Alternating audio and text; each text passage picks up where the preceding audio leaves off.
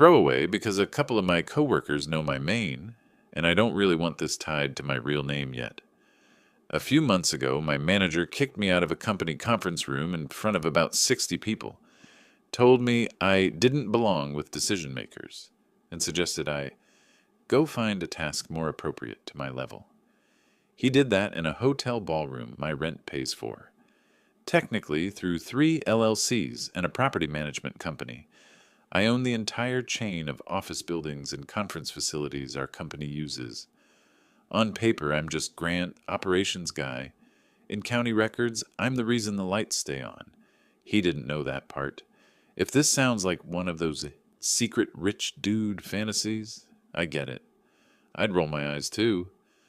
But my life looks boring from the outside. I still drive a 6-year-old Camry. My work laptop is older than half the interns.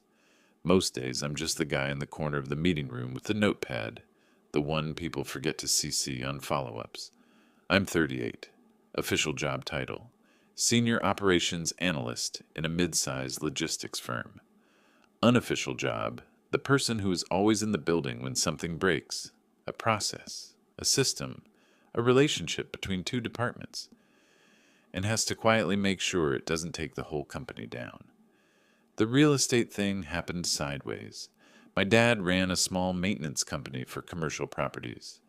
When he died, I inherited his business, some debts, and one ugly but well-located building with long-term tenants. I didn't get a lottery ticket. I got 15 years of leaky roofs, arguing with contractors, and refinancing at the right moments. I'm not a billionaire. I'm a guy who reads leases at night and knows the names of the guys who fix the HVAC. When our current employers started growing, they needed space fast. I had it. Through my property manager, we signed them to their first long-term lease in what is now their flagship office. Then a second, then a third in another city. Over a decade, that turned into a chain of office properties, worth around $12 million on the last appraisal. HR knows the arrangement. Legal knows.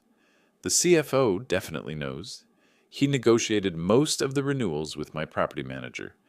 It's disclosed. It's above board. I'm not sneaking around. But to the people between me and the top floor, I'm just staff. I'm fine with that mostly. I've always been more comfortable invisible. In meetings, I sit near the back, take notes, and talk when there's a problem nobody else wants to say out loud. I show up early, drink the terrible hotel coffee, and read over the agenda twice so I can see where the landmines are. It's not glamorous, but it pays twice. Once in salary, second time renting. The annual company conference is the one time a year the whole machine comes together. Regional managers, department heads, high-potential people with shiny badges and rehearsed handshakes. For most of them, it's a 3-day party with PowerPoints. For me, it's a systems check. I look at numbers, at faces, at who's sitting next to whom. I listen to how the CEO talks about runway and efficiencies versus how the COO talks about cuts. And yes, I pay attention to whether the company that rents half my portfolio sounds like it's still going to be alive in 5 years. This year's conference was in a downtown convention hotel my property company doesn't own, but the breakout sessions and pre-meetings were all in one of our buildings 2 blocks away. A glass and steel mid-rise with our logo plastered on the front. My logo is on the deed.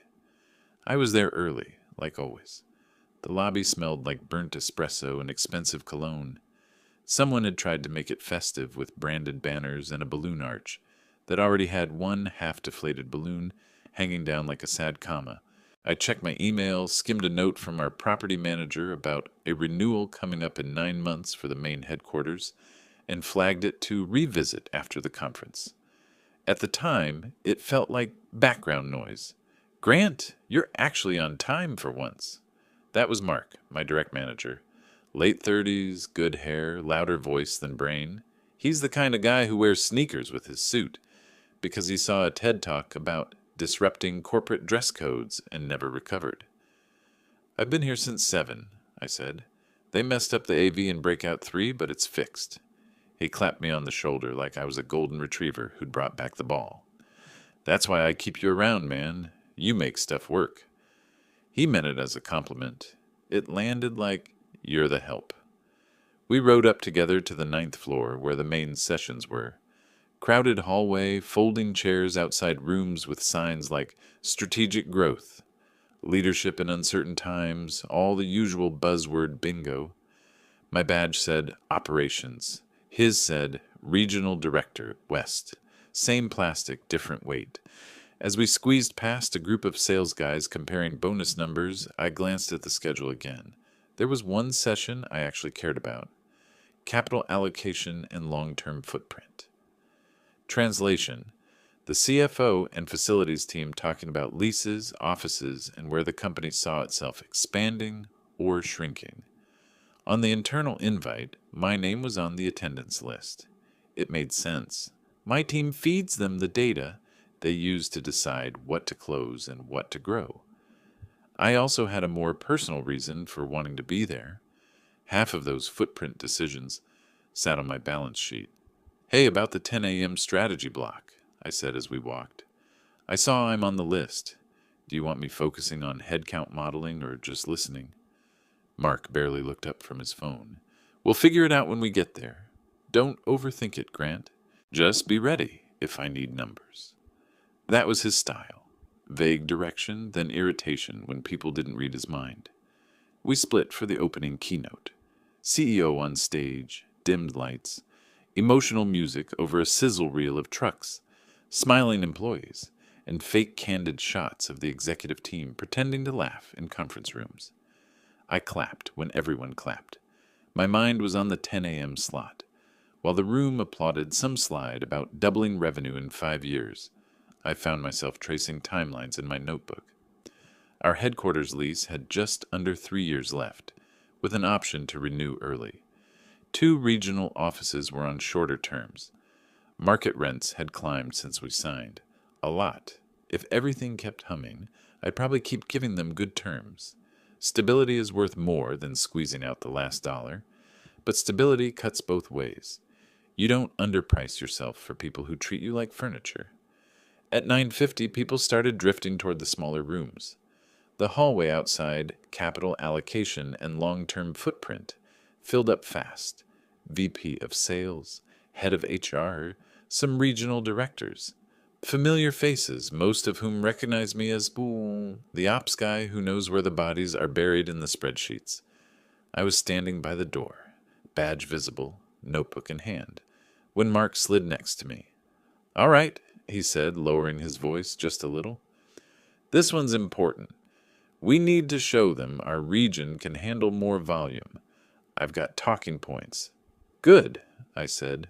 "I've got the occupancy numbers and cost per head. If they start talking about consolidating floors, we should—" He cut me off with a little wave of his hand. Yeah. If they ask, jump in. But mostly let leadership handle it, okay? Optics." I let that sit. Optics, sure. The door opened. Someone from finance started checking badges against a printed list.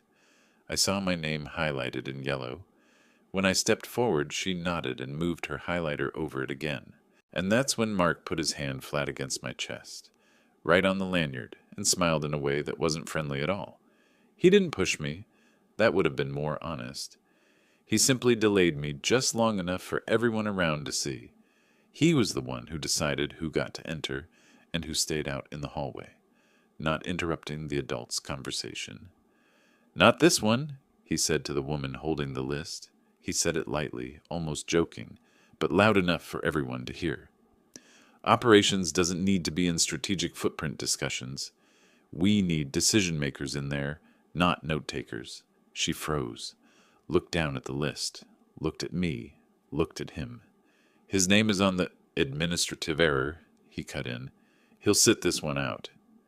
And he smiled, as if he were doing me a favor. The conversations around us didn't stop. They just grew quieter. A few sets of eyes lingered on me.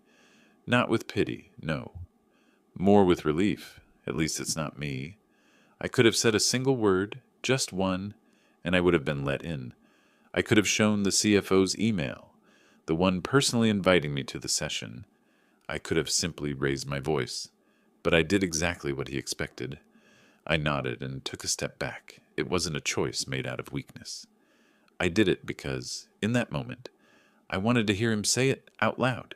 I wanted to hear the tone, to measure it, to understand whether he had truly crossed the line, or if I was imagining it, he had crossed it. I stepped aside and leaned against the wall. One by one, people wearing badges that read Director, VP, and Strategy Lead filed inside, avoiding eye contact, acting as if they didn't see me. The door closed. The click of the magnetic lock sounded like a spit in the face. Alone in the hallway, I pulled out my notebook. Not because I needed to write anything down, but because I needed a second to make sure I didn't do something impulsive. On the other side of the wall came the steady hum of voices. Real, working noise. My department helps hold these walls together. But inside that room, I wasn't needed. I didn't walk away immediately. I stood there and listened, not to the words, but to the rhythm, the tone, who interrupted whom, the way the CFO inhaled pause before talking through budgets, the way HR always spoke too quickly when she was nervous. I had spent years learning to hear what people said between the lines. In real estate, that kind of listening saves millions. And right there, in that muted noise, I understood something perfectly clear. He didn't do it on impulse. He did it deliberately, publicly, to establish who ranked higher. And in that moment, something shifted. It wasn't anger. Anger is loud. What rose inside me was something cold, level, long forgotten. The state I only enter before high-stakes negotiations, when the decisions matter too much for emotion. I put the notebook away, walked to the elevator, and pressed the button to go down. I rode alone in silence, thinking about one thing only. I had just recently seen the lease renewal documents. The hints had already been there. Emails from the property manager, an urgent request for preliminary renovation cost estimates. A note from the lawyer. If you want to retain the preferential rates, this is the best opportunity to execute an early renewal. I'd placed everything into a folder labeled After the Conference. But now, that changed. Instead of heading out to the lobby, I stepped outside, circled the building, sat down on a concrete ledge, and unlocked my phone. A small gesture, a familiar screen. My fingers naturally opened the right conversation. Property management was already pinned at the top of my contacts. I took a deep breath, slowly exhaled, typed a short message. Don't proceed with the draft renewal. Pause all negotiations until I get back. Sent. No revenge. No dramatic move. Just a pause. But it was the first tiny crack in the foundation of Mark's certainty. The belief that his words were nothing more than air to me. I put the phone away, stood up, walked back into the building, and returned to my temporary workstation in the lobby. I worked calmly, methodically, as though nothing had happened. And in truth, nothing had happened yet. But it was only the beginning, because after lunch, Mark decided to take one more step, and that step ended up costing them everything. I didn't expect the building to feel different that same afternoon, but it did. There's a tension that settles into a corporate space when something upstream in the hierarchy snaps. Voices get tighter, footsteps faster, and suddenly, no one wants to make eye contact in the hallways. I'd seen it before, years earlier, during a merger. This had the same smell, uncertainty. Around 2 p.m., I got a ping from IT asking if I could support the leadership sync in room 9B. That alone told me something was off. They never needed ops support for leadership syncs unless someone had messed up the AV or a director wanted an audience for their monologue. I packed my notebook and walked up. The door was slightly open. Inside, the CFO, 2 VPs, HR, and Mark were mid-conversation. Not heated, but brittle. Like everyone was trying to pretend something wasn't already half-collapsed. I stayed by the wall until someone acknowledged me. They didn't. Instead, the CFO said, "Look, we can't finalize the growth roadmap until we confirm the lease terms. Until then, everything downstream is provisional." Lease terms, my buildings, my pause. I kept my face still, but I felt the air shift around me. That pause had already made it into their vocabulary. Mark leaned forward, doing that thing he always did, speaking just a little louder than necessary. With all due respect, this isn't an operations issue. Our landlord is being difficult again, probably trying to squeeze us because the market's tightening. Again, as if I'd ever squeezed them. As if the only reason we weren't renewing yet was greed. The CFO's jaw twitched. The landlord isn't being difficult, they're being strategic, and we should have opened renewal talks earlier. That was a polite way of saying Mark was asleep at the wheel. But he doubled down. We can't build projections on a maybe, and honestly, if operations had managed the occupancy reports better, we wouldn't be vulnerable here. There it was, not even subtle.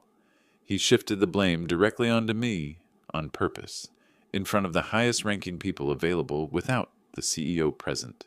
A calculated move meant to cement the narrative before the facts hardened.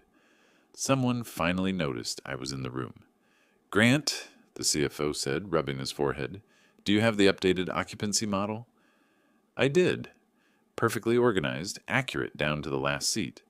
But handing it over now would let Mark's lie stand uncontested, and I wasn't in the habit of rewarding people who tried to bury me. Before I could speak, the HR director said, "Also, can we confirm whether the landlord is planning to raise rates significantly?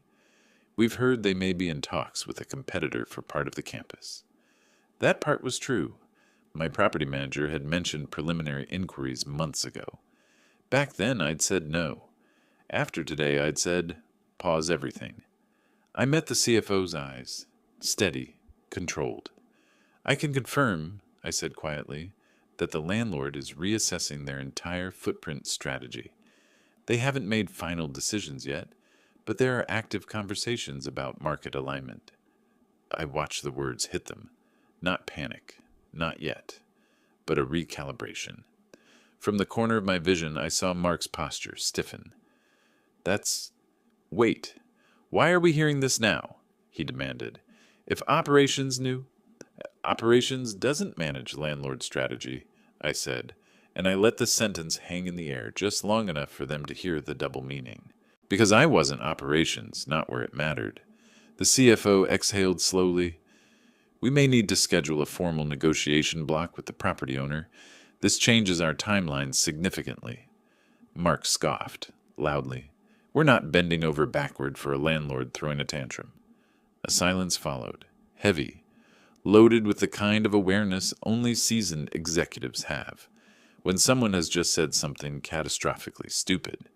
The CFO closed his folder. "We'll revisit this in the morning," which in corporate language translates to, "We need to talk without you." Everyone began packing up. I turned to leave, but the CFO touched my arm lightly. "Walk with me." We stepped into the hallway, door clicking shut behind us. For a moment, neither of us spoke. Then he said, "You paused the renewal, didn't you?" I didn't lie. "Yes." He nodded once. Not angry, just accepting an inevitable truth he'd seen coming before anyone else. "Do you intend to continue negotiations later?" "That depends," I said, "on whether the relationship is still mutually respectful." A subtle acknowledgement passed between us. He knew that meant more than rent. Then he surprised me. "If this escalates, it won't be you who gets burned. I want you to understand that." It wasn't sympathy. It was clarity, the kind executives use when they've already run the scenarios. "You should go home for the day," he added, "before things start moving." Start moving. He knew his team. He knew the storm gathering around Mark. He knew where the fault lines were forming. I nodded and headed toward the elevators. As the doors opened, I glanced back. Through the glass wall of room 9B, I saw Mark gesturing wildly at the HR director, face red, voice sharp, already spiraling. And that's when I understood. I didn't have to ruin him. He was doing it himself. I stepped into the elevator. The doors began to close. But just before they did, my phone buzzed. A message from my property manager. "Competitor ready to proceed. They want the entire West Wing. Should we prepare the LOI? I stared at the screen. They thought I was gone. I wasn't. The morning after the conference felt strangely quiet. Not the peaceful kind of quiet. The kind that settles over a company right before the internal memo hits. The kind where conversations stop when someone walks past. The kind where everyone pretends they don't know something is about to break. I arrived later than usual, partly because the CFO told me to take the previous afternoon off, partly because I wanted the executive floor to have time to talk without me in the room. By the time I got to my desk, my inbox was already a battlefield. Messages forwarded, threads splintered, 10 different versions of the same question. Do you know what's happening with the leases? I answered none of them. I opened only one email, the updated letter of intent drafted by my property manager. It was clean, formal, and decisive. The competitor was prepared to take the entire west wing of the headquarters building. They wanted the floors my company assumed they'd occupy forever. It wasn't revenge. It was business.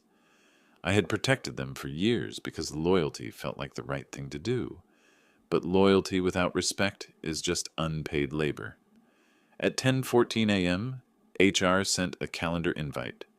Leadership touchpoint, urgent. My invitation was optional. Mark's was mandatory. I walked into the conference room 5 minutes early. Glass walls, a long table, nothing unusual except the silence. The CFO sat at the head, his folder closed. The HR director beside him. The COO joined last, shoulders tense. Then Mark walked in. He looked different, less polished, almost gray around the edges. He carried a notepad, but his hands shook just enough to make the pages flutter. He avoided looking at me. The CFO started without preamble. Yesterday, strategic decisions were made without proper information flow. That breakdown has immediate consequences. Before we move forward, we need clarity. He turned to me, not with ceremony, with precision. Grant, confirm for this group your understanding of the landlord's position. I kept my voice level. The landlord is reevaluating asset allocation. Several floors are being offered to an outside tenant. The company was previously given an opportunity to negotiate early renewals at favorable terms. That opportunity is no longer available. I didn't say why. They would figure it out. The COO exhaled slowly. Are we losing the West Wing? Yes, I said, unless the landlord decides otherwise. A ripple went through the room, a quiet kind of panic, the corporate version of a gasp. Mark shot upright. So what? We're just letting them extort us. This is what I've been saying. Our ops team dropped the ball and now... No, the CFO said sharply. You dropped the ball. The silence after that was absolute. The CFO continued, his voice controlled but cold. You ignored 2 separate reminders about renewal timelines. You dismissed occupancy projections. You publicly removed a member of your team from a critical strategy session which hindered our ability to present accurate information. The HR director folded her hands. And we have multiple reports of inappropriate conduct at the conference, including targeted comments and creating a hostile environment. I didn't flinch. I didn't look at him. This wasn't my fight anymore. Mark stared around the table, waiting for someone, anyone to save him.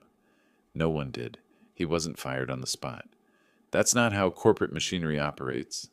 They initiated a performance review. They temporarily reassigned responsibilities. They requested an improvement plan. Everyone in the room knew what that meant. He was already gone. But that wasn't the part that brought closure. After the meeting, the CFO lingered as the others filed out. He closed the door behind them. Grant, he said quietly, I think it's time we talk honestly. I nodded once. He continued. Your position here has always been stable, but after yesterday, I suspect you're not planning to stay. He wasn't wrong. I'll finish my quarter, I said. Hand off everything cleanly. He nodded almost gratefully. If you ever want to return in a different role or advise strategically, the door's open. I appreciated the sentiment, but I knew I wouldn't. This chapter had an ending. A clean one.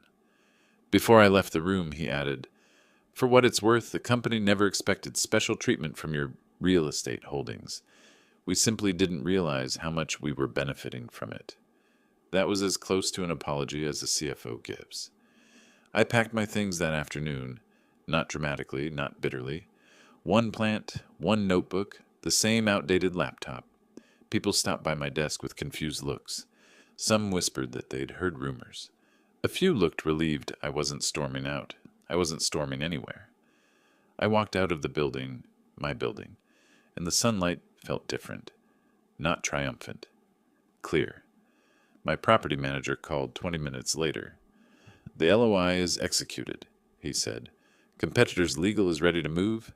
Do you want to keep the current tenant in the remaining spaces?"